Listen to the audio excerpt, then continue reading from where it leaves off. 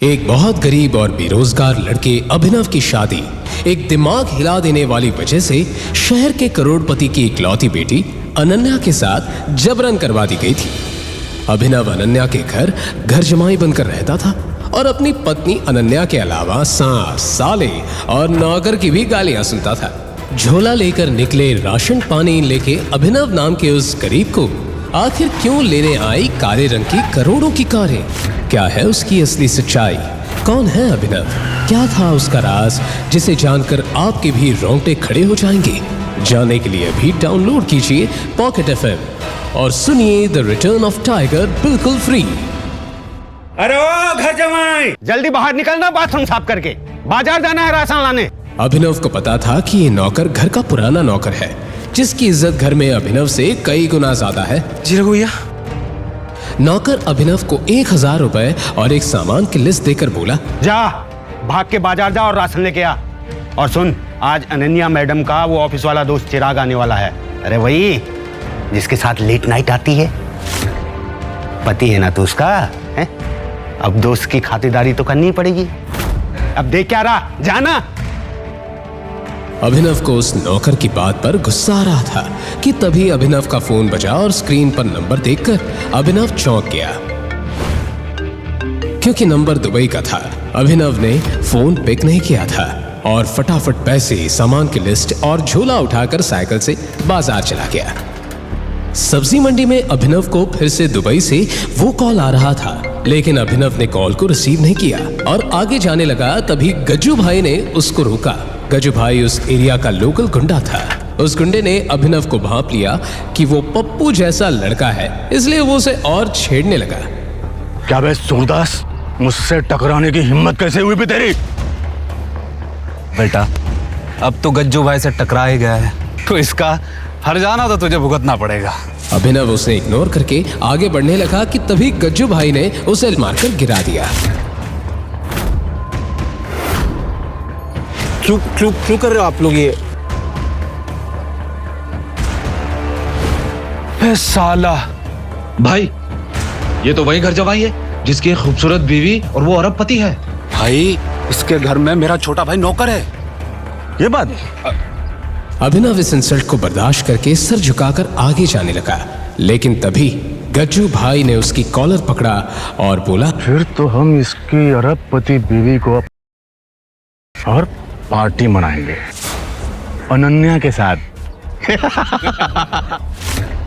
ये सुनकर सभी गुंडे ठहाके मारकर हंसने लगे कि तभी अभिनव का फोन फिर बजा।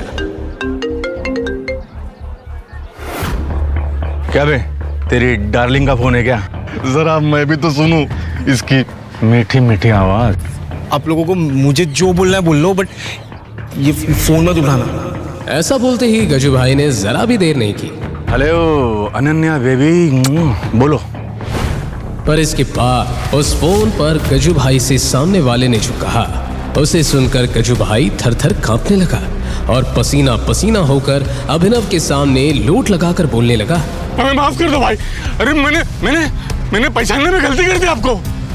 तभी वहां धूल उड़ने लगी और सबने सामने देखा कि 3 काले शीशों वाली काले ही रंग की बड़ी बड़ी और महंगी गाड़ियां उन गुंडों के सामने आकर रुक गई।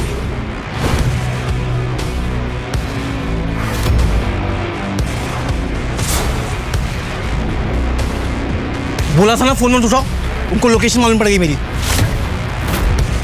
बाइक चालू कर, बाइक चालू कर। इतना कहते ही अभिनव उसमें से एक गुंडे के साथ बाइक से निकल गया।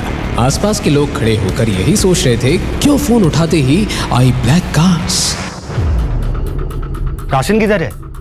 एक छोटा सा काम कहा था तुझसे, वो भी नहीं हुआ। सीरियसली अभिनव, बाजार से तुम सब्जी भी नहीं ला पाए। यू नो व्हाट, जाओ मेरे कमरे में जाके जाले साफ करो। तुम्हारे नाजुक हाथ उसी के लिए बने। यूजलेस। अनन्या अभिनव से जल्द छुटकारा पाना चाहती थी और उसे सबके सामने जलील करके वो खुद चाहती थी कि अभिनव ही उसकी जिंदगी से चला जाए कि तभी अनन्या को उसकी फ्रेंड का कॉल आया। हाँ काजल। हे अनन्या, तुम खंडाला अकरम सर की पार्टी में आ रही हो ना? वहाँ पे हमारे कॉलेज के सारे फ्रेंड्स आ रहे हैं। नहीं यार, मेरा मूड नहीं है, I am not coming. Ananya, mafia king Akram sir का इनविटेशन है, ना कहने का तो सवाल ही नहीं उठता। तुझे आना ही है और हम सब अपने अपने हस्बैंड के साथ आ रहे हैं। और तुझे ना अपने उस घर जमाई को भी साथ लाना है। तुझे उससे छुटकारा पाने का मौका मिल जाएगा। क्यों?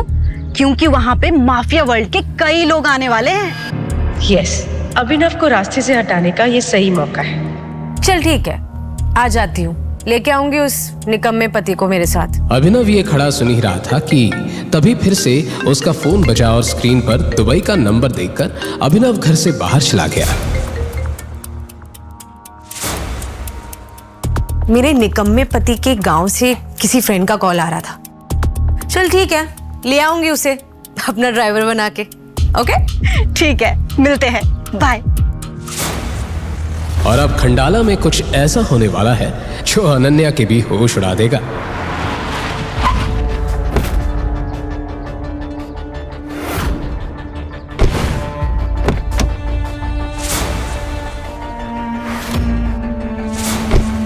अगले दिन अनन्या अभिनव को लेकर कार से खंडाला आ गई कि तभी होटल को देखकर अभिनव की आंखें फटी की फटी रह गई।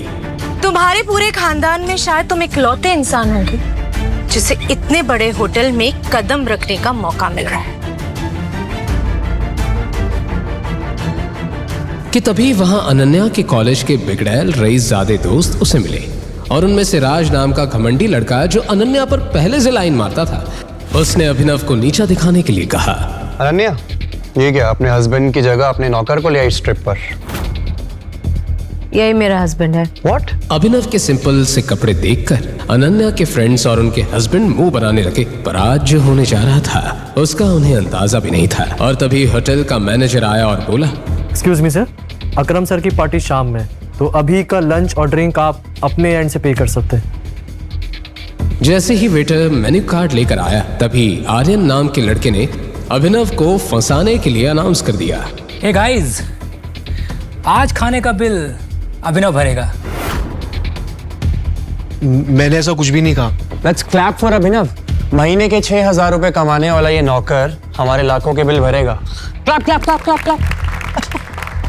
अभिनव को समझ ही नहीं आया कि 1 मिनट में ये कैसे क्या हो गया, और वहीं अनन्या भी यही सोच रही थी। ये क्या किया अभिनव ने? ना तो मेरे पास इतने पैसे है कि मैं आज का बिल भर सकूं, और ये अभिनव तो खुद ही भीख पक्का है। और हाँ गाइस, अभिनव ने यह भी शर्त रखी थी कि अगर आज वो ये बिल नहीं भर पाता है तो राज अनन्या के साथ। व्हाट? अभिनव, अपनी औकात में रहकर शर्त लगाओ। मैं तुम्हारी कोई प्रॉपर्टी नहीं हूँ जो मुझे तुम दाव पे लगा दोगे। अनन्या, मेरी बात सुनो, मैंने ऐसा कुछ Just shut up! Shut up! अभिनव यहाँ अनन्या को समझाने की कोशिश कर रहा था कि उसे फंसाया जा रहा है। अले अले अले अले, शर्त लगा करके पीछे नहीं हटते। क्या हुआ? पैसे खत्म हो गए? वेटर! राज ने अभिनव को बोलने का मौका ही नहीं दिया। होटल के महंगे से महंगे फूड और ड्रिंक्स का ऑर्डर लगाता गया। तभी काजल की नजर एक बॉक्सिंग रिंग पर पड़ी। हे राज, तुम कॉलेज टाइम में बॉक्सिंग चैंपियन थे ना? तो क्यों ना तुम्हारे और अभिनव के बीच एक फाइट हो जाए? जब तक हमारा खाना आता है तब तक हमारा एंटरटेनमेंट भी हो जाएगा। ये सुनते ही सबके कान खड़े हो गए, क्योंकि राज वाकई बॉक्सिंग का वो खिलाड़ी था जिससे दूसरे कॉलेज वाले भी कांपते थे, और राज ने अब तक 25 लोगों की नाक तोड़ी थी। तभी अभिनव का फोन बजा। अभिनव सर का फोन आ रहा है, और पता है कॉल किसका आ रहा होगा? घर के रघु काका का। फोन करके कह रहे होंगे, ए अभिनव, सफाई करके नहीं गया क्या तू? तो क्या बोलता है फिर? हो जाए, आज पता चल ही जाएगा कि अनन्या के लिए कौन बेस्ट है, तू या मैं।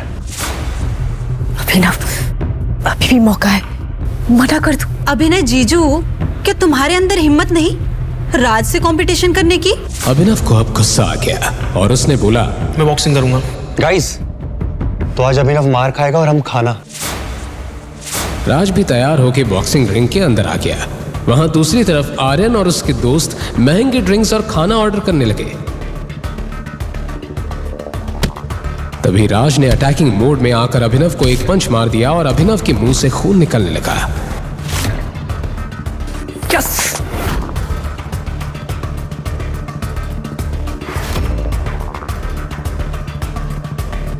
इसके बाद लगातार राज अभिनव को पंच मारता रहा और उसे हाथ उठाने का मौका ही नहीं दिया।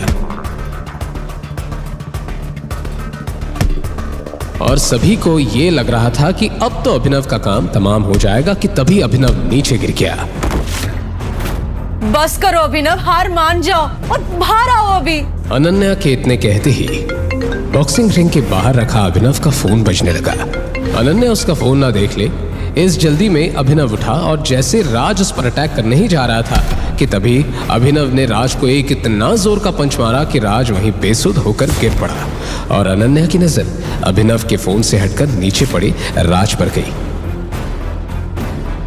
बॉक्सिंग चैंपियन राज को अभिनव ने एक ही झटके में गिरा दिया। ऐसा पंच तो कोई प्रोफेशनल खिलाड़ी ही मार सकता है। ये अभिनव जरूर कुछ छिपा रहा है। तभी अभिनव बाहर आया और अपने फोन को उठाकर उसने रख लिया। कोई बात नहीं राज, अगर उसने तुझे यहाँ हरा दिया तो टेंशन मत ले। हमने बिल इतना ज्यादा बढ़वा दिया कि उसकी 7 जन्म भी ये बिल पे नहीं कर पाएगी। सर ये रहा आपका बिल 5,40,000। क्या? कोई बात नहीं, हमारे अभिनव साहब है ना, वो सबका बिल देंगे। पर तभी अभिनव को देखकर वो वेटर थोड़ा कंफ्यूज हो गया। उसके कपड़ों से उसने उसे तुरंत जज कर लिया था। सर रिसेप्शन में आइए प्लीज। ध्यान रखना कहीं ये भाग ना जाए। अब सबकी नजरें उस वेटर पर थी। अनन्या घबराहट में पसीना पसीना हो रही थी कि आज राज न जाने उसके साथ क्या करेगा। इसके बाद जैसे ही वेटर ने अभिनव के हाथ से काट लिया और स्वाइप किया तो उसके चेहरे का रंग बिल्कुल उड़ गया। क्या हुआ? अभिनव के कार्ड में बिल्कुल भी पैसे नहीं है क्या? इसके कार्ड में पैसे नहीं है तो बता दो ना, इसकी इज्जत की चिंता मत करो। यहाँ अनन्या के चेहरे पर रंग उड़ता जा रहा था क्योंकि अभिनव ने पैसे नहीं दिए तो राज आज अपनी सारी भड़ास उस पर निकाल लेगा। आखिर बात क्या है? क्या इनके पास बिल्कुल ही पैसे नहीं है? इससे पहले कि वेटर कुछ कह पाता, अचानक होटल के मेन डोर पर कुछ Z+ सिक्योरिटी गार्ड्स आ गए और सबका ध्यान उस तरफ चला गया। लगता है कोई सेलिब्रिटी आ गया। ओह माय गॉड, ये तो मिस्टर दिग्पाल है, अकरम सर के भी बॉस। जानते हो, इनसे मिलने के लिए सालों इंतजार करना पड़ता है। जिस कंपनी में मैं मैनेजर हूँ उसी कंपनी में इन्होंने इन्वेस्ट किया है। आज तो मैंने भगवान के दर्शन कर लिए। मिस्टर दिग्पाल ने अभिनव को पहचान लिया। तुम यहाँ क्या कर रहे हो? मिस्टर दिग्पाल ने अभिनव की तरफ देखा और सबको लग रहा था कि वो उनकी तरफ देख रहे हैं कि तभी राज आगे बढ़ा। अभिनव ने मिस्टर दिग्पाल को इग्नोर किया और मेन गेट की ओर चल दिया कि तभी मिस्टर दिग्पाल ने होटल के मैनेजर से कहा, मैनेजर, इसका और सबका बिल मेरे अकाउंट में ट्रांसफर कर देना। ये कहकर मिस्टर दिग्पाल अपने रूम में चले गए। 1 मिनट में इतना सब हो गया कि किसी को कुछ समझ नहीं आया। ये मिस्टर दिग्पाल ने पी रखी है क्या? शायद ये अभिनव को कुछ और समझ बैठे। अभिनव, पैसे तो मिस्टर दिग्पाल ने दिए ना, तो शर्त तो मैं जीता। तू कहाँ जा रहा है? और इस हिसाब से तो अनन्या मेरी हुई। और आज रात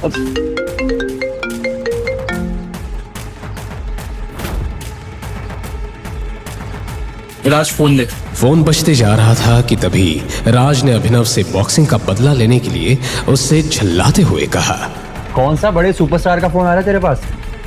बार बार बजे जा रहा है। एक काम करता हूँ, उठा लूं क्या? देख, तेरा जितना गुस्सा है तुम मुझ पे गुस्सा निकाले, फोन मत उठा के। राज ने इसे चैलेंज मान लिया और फोन उठा लिया। राज ने फोन स्पीकर पर रख दिया और फोन पर सामने से आवाज आई, बॉस, हमें आपकी लोकेशन मिल गई, हम आ रहे हैं आपको लेने। There is something critical.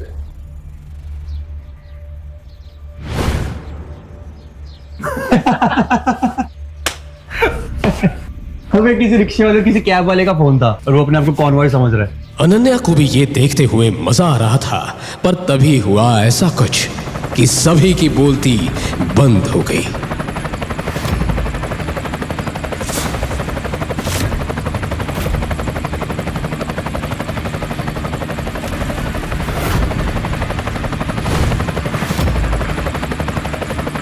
अरे ये तो करोड़ों का हेलीकॉप्टर है, ये अभिनव की टैक्सी का है। इसके बाद अभिनव ने फोन पर कुछ कहा और हेलीकॉप्टर वहां से चली गई। तुरंत एक टैक्सी आकर अभिनव के सामने खड़ी हो गई।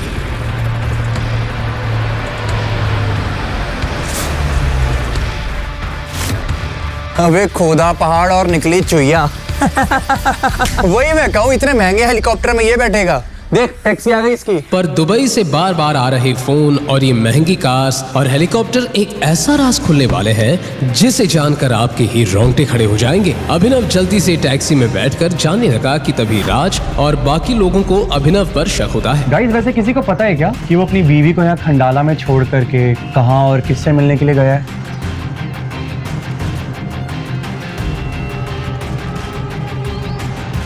आपने जिस व्यक्ति को कॉल किया है वह अभी दूसरी कॉल पे व्यस्त है। हाउ डेयर यू अभिनव, तुम मुझे बिना बताए कहाँ चले गए? अनन्या, क्या तुमने कभी कोशिश नहीं की जानने की कि तुम्हारा वो निकम्मा पति किससे बातें करता है? क्यों ना ये अभिनव का पर्दाफाश कर दिया जाए। आज उसे रंगे हाथों पकड़ ही लेते हैं। इतना कहने के बाद राज ने अनन्या की कार निकाली और सबके साथ अभिनव जिस टैक्सी में था उसे फॉलो करने लगा।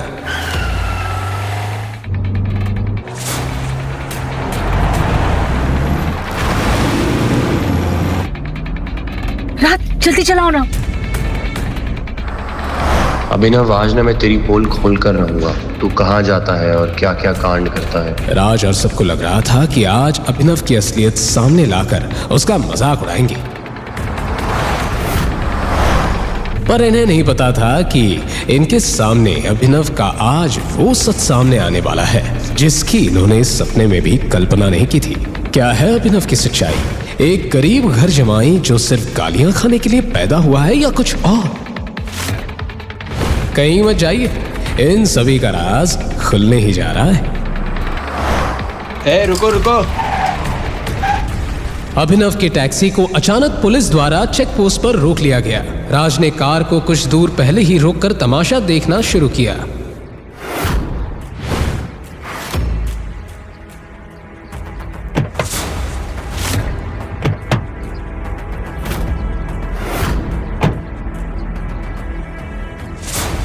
पुलिस इंस्पेक्टर अभिनव को बाहर उतारकर चेक करने लगा।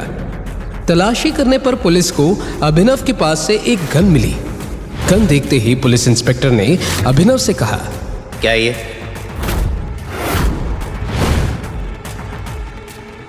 गन कहाँ से आई तुम्हारे पास? लाइसेंस कहाँ है इसका?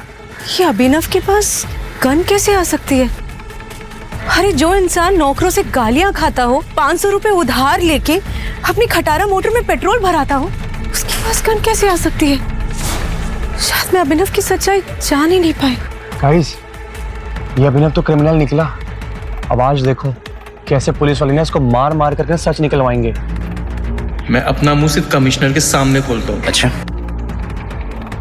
गाइस देखो, इसको पुलिस कमिश्नर चाहिए।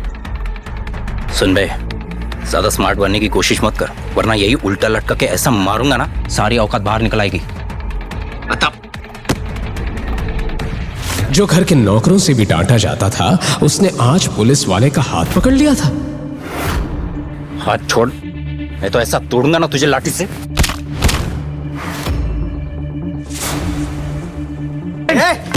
ये चिल्लाहट सुनते ही आसपास के सब पुलिस वाले भी घूम गए। अनन्या और राज के भी होश उड़ गए। अरे कोई कमिश्नर साहब को बुलाओ, ये आदमी पागल हो गया है। इतना हंगामा मचा कि तभी वहां सबको एक पुलिस सायरन सुनाई दी।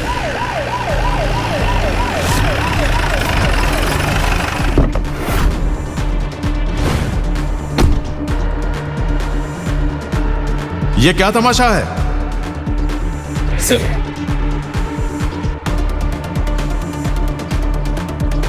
इन पर क्यों हाथ उठाया? कमिश्नर को देखते ही सबके चेहरे सफेद पड़ गए और जिस अभिनव को अभी तक बेइज्जती मिल रही थी, उसके सामने अब पुलिस भी खड़ी कांप रही थी। ये अभिनव की कमिश्नर तक पहचाने, पर कैसे? यहाँ अनन्या और बाकी लोगों के साथ पुलिस इंस्पेक्टर का दिमाग भी घूम रहा था। तुम्हें अपनी नौकरी से प्यार है या नहीं? किसने पकड़ा इनको?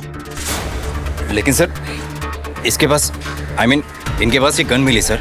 तो क्या हुआ? सेल्फ डिफेंस के लिए है और मैंने ही गिफ्ट की थी ये गन बर्थडे पे। बर्थडे पे?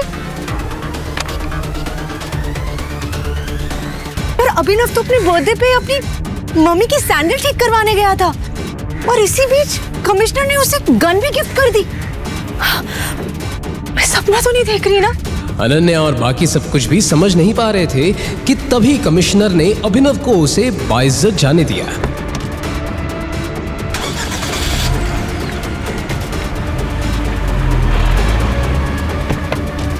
पर जैसे ही राज अभिनव का पीछा करने के लिए कार में जाने लगा, तभी पुलिस इंस्पेक्टर ने उसे रोक दिया। कहाँ जा रहे हो इतने जल्दी? ये लड़कियां कौन है? चलो बाहर निकलो। सर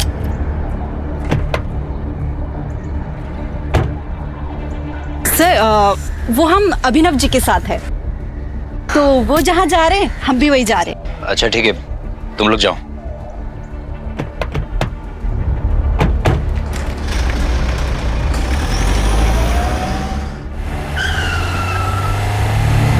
वो अभिनव की टैक्सी का पीछा करते रहे।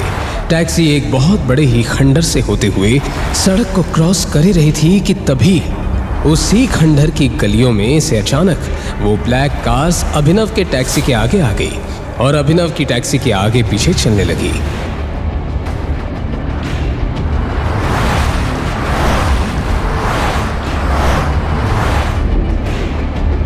तभी वो 3 ब्लैक कार अभिनव के टैक्सी के साथ चलने लगी।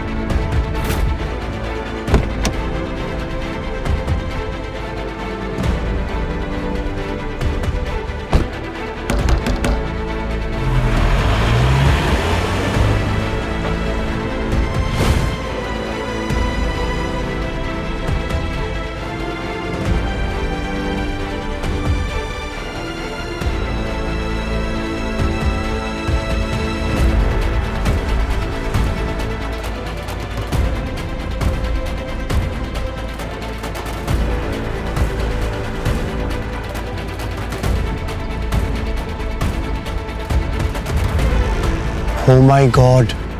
क्या है अभिनव का दुबई से कनेक्शन और क्यों आ रहा था अभिनव को दुबई से कॉल?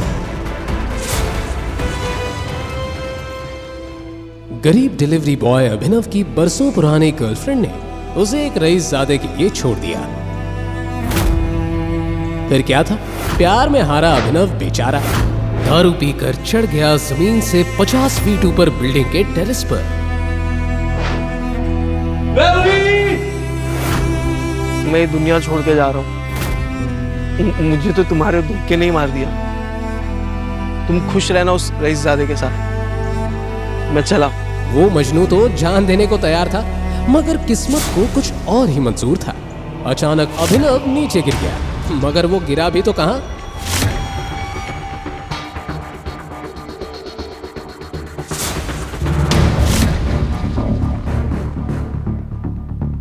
लड़की का बिस्तर।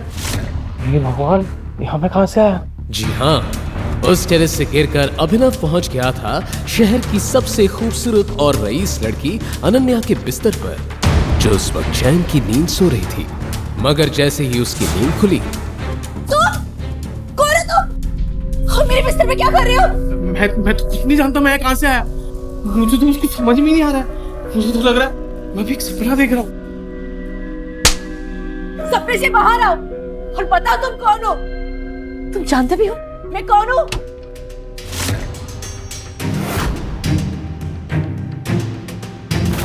ओह माय गॉड, ये सब क्या चल रहा है बहना? ये भिखारी तुम्हारे बेडरूम में क्या कर रहा है? रंग रलियां बनाई जा रही हैं।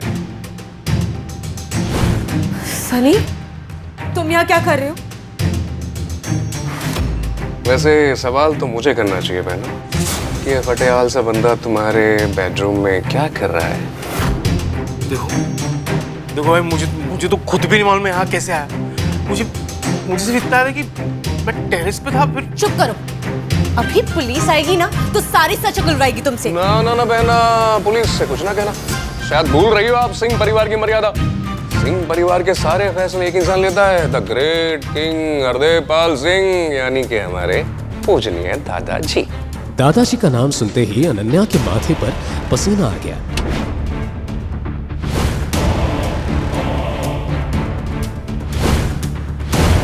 अनन्या, हरदेव पाल सिंह न सिर्फ शहर के जाने माने रईस थे, बल्कि एक बहुत ही रूढ़िवादी और पुरानी सोच वाले सख्त आदमी थे, जो कहने को तो सूट बूट पहनकर घूमते थे, मगर उनकी मानसिकता 500 साल पुरानी थी। अनन्या ये सोचकर डरी जा रही थी कि दादाजी के आने के बाद क्या होगा कि तभी अनन्या, बाहर निकल। अपने दादाजी की बुलंद आवाज सुनकर अनन्या की सिट्टी पिट्टी गुम गई। वो इतना तो समझ चुकी थी कि दादाजी को शायद सब कुछ पता चल गया है, मगर कैसे? अब कब तक इस फटीचर के साथ बेडरूम में पड़ी रहेगी? बाहर आ जा, दादाजी तेरा इंतजार कर रहे हैं।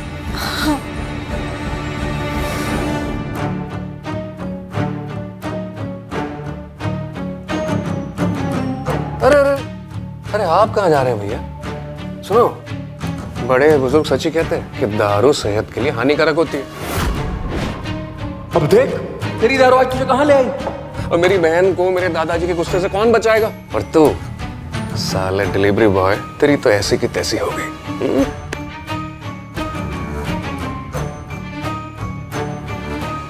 ये सुनकर अभिनव समझ गया कि ये सब जरूर इस सनी का ही किया धरा है। टेरेस से नीचे गिरकर शायद अभिनव बेहोश हो गया होगा और उसी बेहोशी की हालत में सनी ही उसे यहाँ ले आया होगा। मगर अब अभिनव के दिमाग में कुछ और ही सवाल चल रहे थे। भाई एक बहन के साथ ऐसा कैसे कर सकता है? सनी अनन्या का सगा भाई है भी कि नहीं? जहां अभिनव के मन में चल रहे थे ये सवाल, वहीं हरदेव पाल सिंह ले आए एक बड़ा पौधा। कदम जली, तेरी इतनी हिम्मत जो शादी से पहले एक लड़के से संबंध बना रही है। शर्म आती है मुझे तुझे अपनी पोती कहते हुए। दादाजी मेरा यकीन मानिए, मुझे नहीं पता ये लड़का कौन है। ये झूठ मत बोल, सब पता है, समझ रही है तू? ये मेरे माँ बाप की गलती है। अरे तुझे पढ़ाया लिखाया, बिजनेस भी करने दिया तुझे, इसलिए तू एक सड़क छाप लड़के को अपने कमरे में ले आई। हरदेव पाल ने अभिनव के हाथ में कुछ ऐसा देखा जिसे देखकर वो चौंक गए।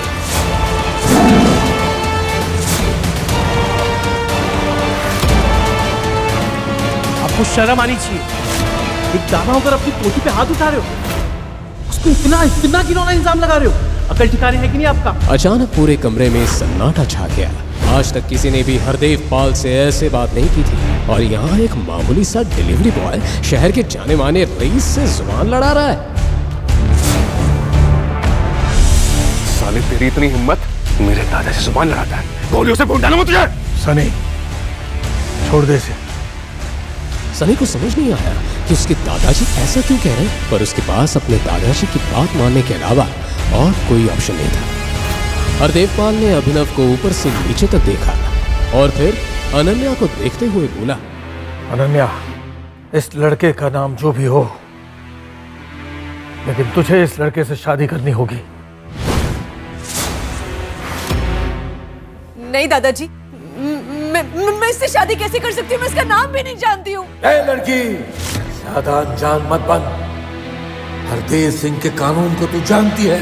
बिना चू चपट किए शादी कर ले तू, और वो भी आज ही। नहीं दादाजी, मैं इस फटीचर से शादी नहीं करूंगी मैं ये शादी।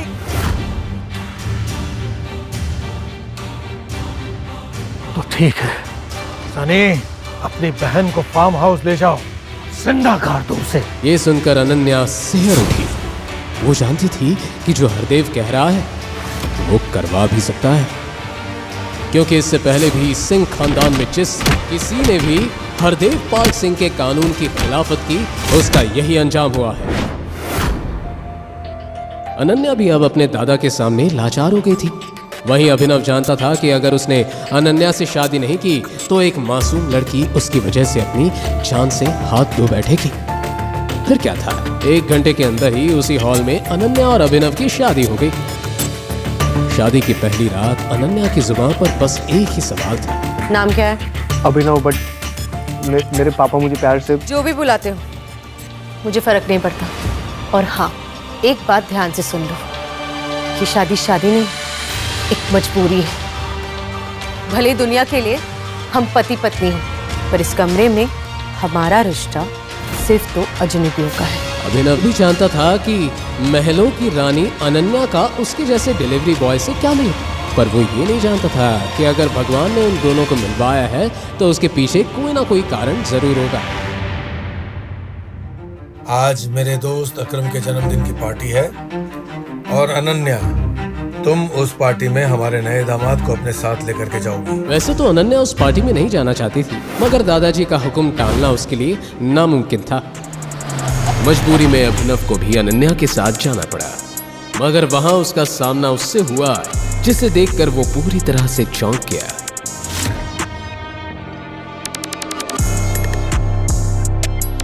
तुम यहाँ? जी हाँ, अभिनव के सामने खड़ी थी उसकी वही एक्स गर्लफ्रेंड वैभवी, जिससे प्यार में धोखा खाकर अभिनव टेरेस पर चढ़ गया था। कहने को तो वैभवी भी अभिनव की तरह कम पैसों वाली ही थी, मगर कुछ ही दिनों पहले शहर का जाना माना रईसज़ादा देवेन उसके प्यार में पागल हो गया और उसी के चलते वैभवी ने अभिनव को लात मार दी। देवेन ने जब अभिनव को वैभवी से बात करते देखा तो बोला, कौन है बेबी ये फटीचर? ओह, कहीं ये वही डिलीवरी बॉय तो नहीं जो तुम्हारे प्यार में टेरेस से कूद गया था? हाँ बेबी, ये वही देवदास की औलाद है।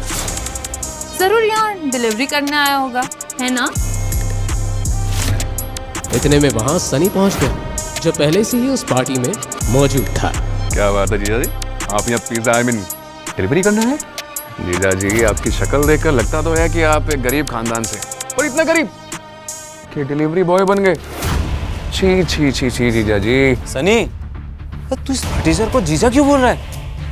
कहीं तू ये तो नहीं कहना चाहता कि... हाँ, मैं यही तो कहना चाहता हूँ कि मेरी बहन ने इन्हीं के साथ में शादी करी है। ये है मेरे बहन के पति परमेश्वर, यही है मेरी बहन के पति, प्यारे प्यारे पति। ये सुनकर पार्टी में मौजूद हर शख्स की होश उड़ गए, मगर जो सबसे ज्यादा बौखलाया वो था अनन्या का सबसे पुराना दीवाना चिराग। नहीं अनन्या, तुम ऐसा नहीं कर सकती। मैं इतना रईस और हैंडसम हूँ, तुमने इस फटीचे के साथ शादी करनी? अरे ऐसा क्या हो गया तो तुमने इस भिखारी से शादी कर ली? अरे मैं बताता हूँ ना चिराग कि मेरी प्यारी बहन ने इसके साथ में शादी क्यों कर ली। और फिर बड़े ही नाटकीय ढंग से सनी बड़ी महफिल के सामने उस अनोखी शादी के बारे में बताने लगा।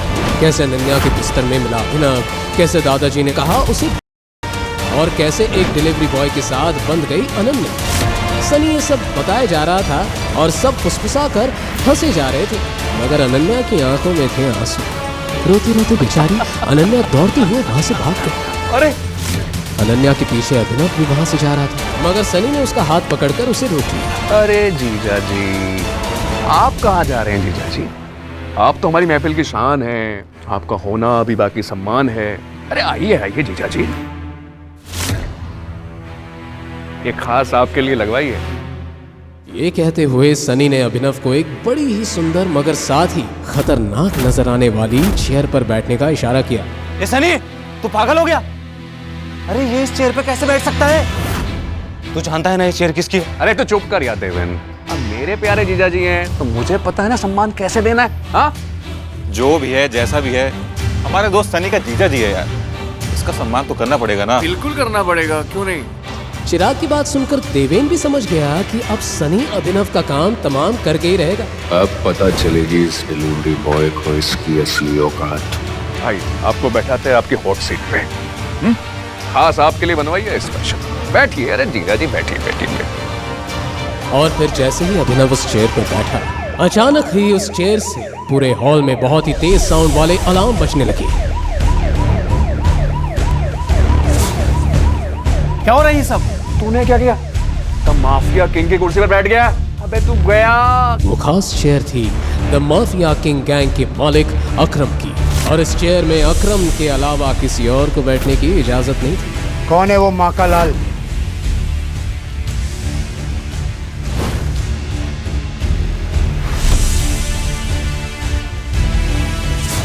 जिसने माफिया किंग की कुर्सी पर बैठने की हिमाकत की?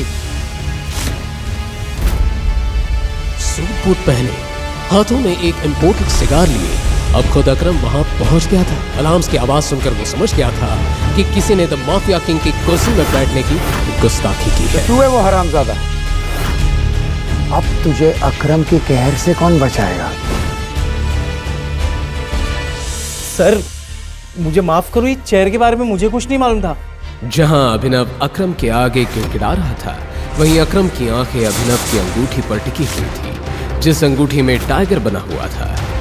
उस अंगूठी को देखते ही अचानक अकरम के चेहरे पे छाया हुआ गुस्सा खौफ में बदल गया, मानो उस अंगूठी को देखकर अकरम को कुछ याद आ गया हो। टाइगर, टाइगर, मुझे माफ कर दो। मैंने तुम्हें पहचानने में गलती कर दी बेटा। Really sorry. अरे अकरम अंकल, आप इस फटीचर के सामने हाथ क्यों जोड़ रहे हैं? अरे फटीचर! साला किसको बोला बे?